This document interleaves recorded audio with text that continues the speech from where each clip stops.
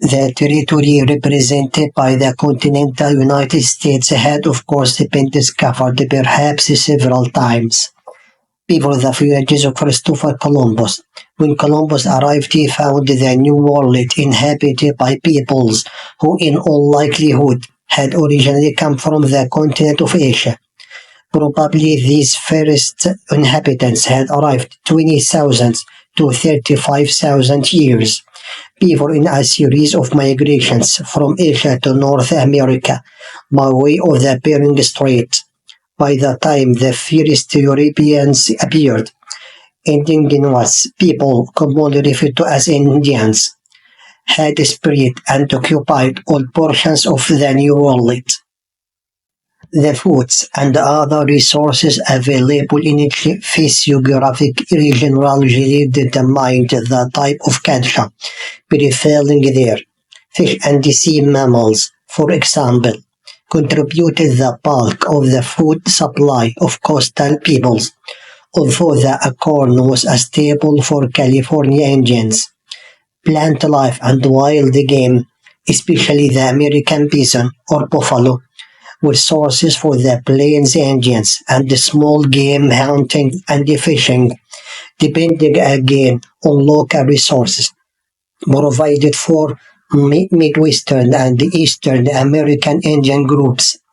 These foods were supplemented by corn maize, which was a staple food for the Indians of the Southwest.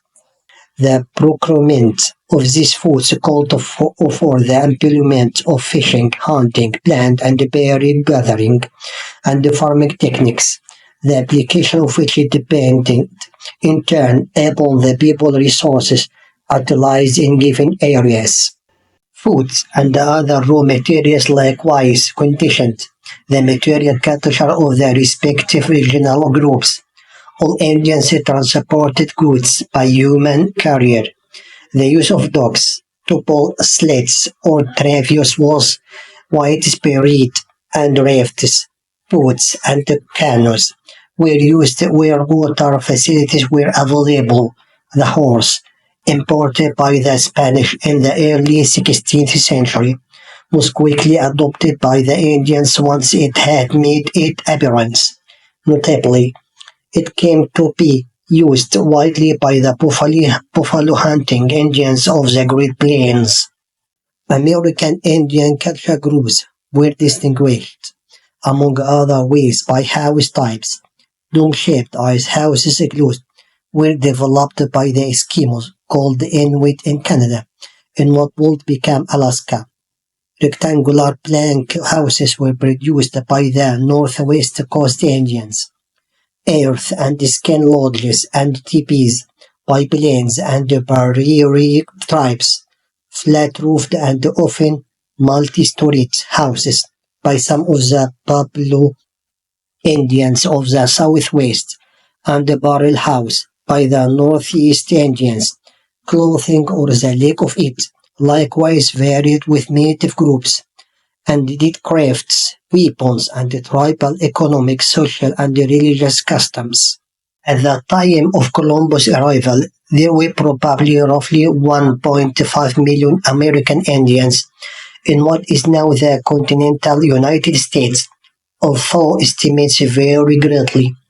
In order to assess the role and the impact of the American Indian upon the subsequent history of the United States in any meaningful way, one must understand the differentiating factors between Native American people, such as those mentioned above. Generally speaking, it may be said, however, that the American Indians as a whole exercised an important influence even the civilization transplanted from Europe to the New World. Indian foods and herbs, articles of manufacture, methods of raising some crops, war techniques, words, a rich folklore, and ethnic infusions are among the more obvious general contributions of the Indians of the European conquerors. The protected and brutal westward moving conflict caused by white expansionism and Indian resistance constitutes one of the most tragic chapters in the history of the United States. The English colonization of North America was but one chapter in the larger story of European expansion throughout the globe. The Portuguese beginning with a voyage to Porto Santo off the coast of West Africa in 1418 were the first European to promote overseas exploration and colonization. By 1487, the Portuguese had traveled all the way of the southern tip of Africa, establishing trading stations at Aragon, Sierra Leone, and Mena. In 1497, Vasco da Gama rounded the Cape of Good Hope and sailed up the eastern coast of Africa, laying the groundwork for Portugal's later commercial control of India. By 15,000, when Pedro Alvarez Cabral stumbled across the coast of Brazil en route to India, Portuguese influence had expanded to the New World as well. Though initially lagging behind the Portuguese in the arts of navigation and exploration, the Spanish quickly closed that gap in the decades following Columbus' voyages to America, first in the Caribbean and then in spectacular conquests of New Spain and Peru. They captured the imagination and the envy of the European world. France, occupied with wars in Europe to preserve its own territorial integrity, was not able to devote as much time or effort to overseas expansion as did Spain and Portugal. Beginning in the early 16th century, however, French fishermen established an outpost in Newfoundland, and in 1534, Jacques Cartier began exploring the Gulf of Lawrence. By 1543, the French had ceased their efforts to colonize the now northeast portion of the New World. In the last half of the 16th century, France attempted to colonize in Florida and Brazil, but each of these efforts failed, and by the end of the century Spain and Portugal remained the only two European nations to have established successful colonies in America. The English, although eager to duplicate the Spanish and the Portuguese successes, nevertheless lagged far behind in their colonization efforts. The English persist a theoretical claim to the North American mainland by dint of the 1497 voyage of John Cabot off the coast of Nova Scotia. But in fact, they had either the means nor the desire to pick up the claim during the 16th century.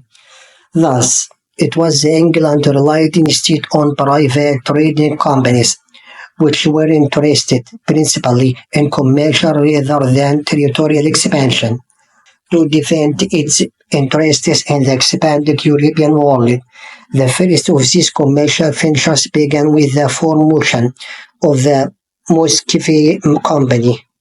In 1554 and 1576, the English mariner Martinus Frobisher undertook 3 voyages in search of northwest passage of the vast East.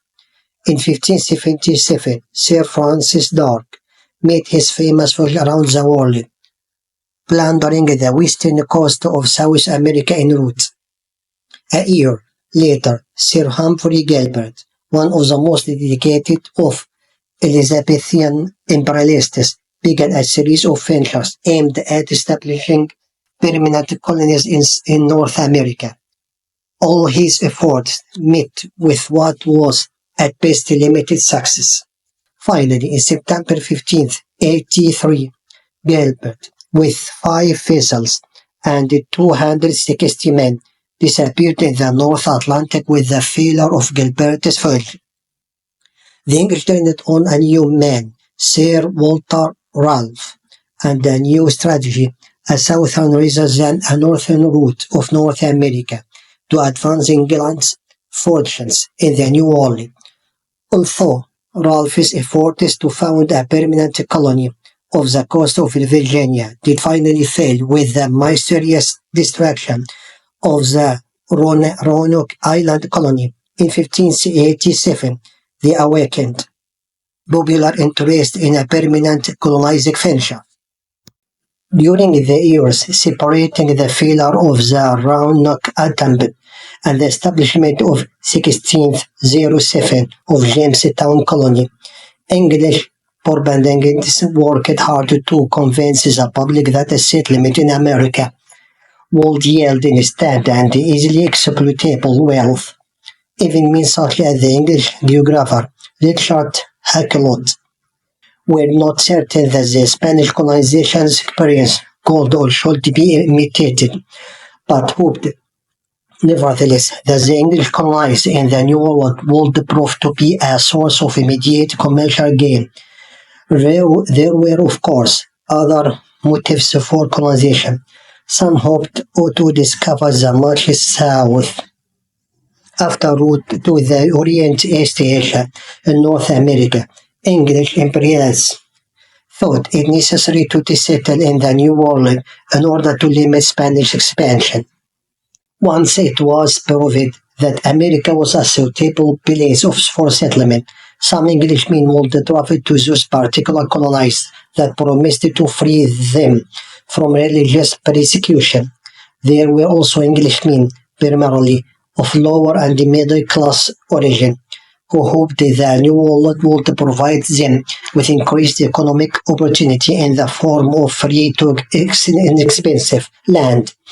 These last two motives, while they have been given considerable attention by historians, appear not to have been so much original motives for English colonization as they were shifts of attitude once colonization had begun.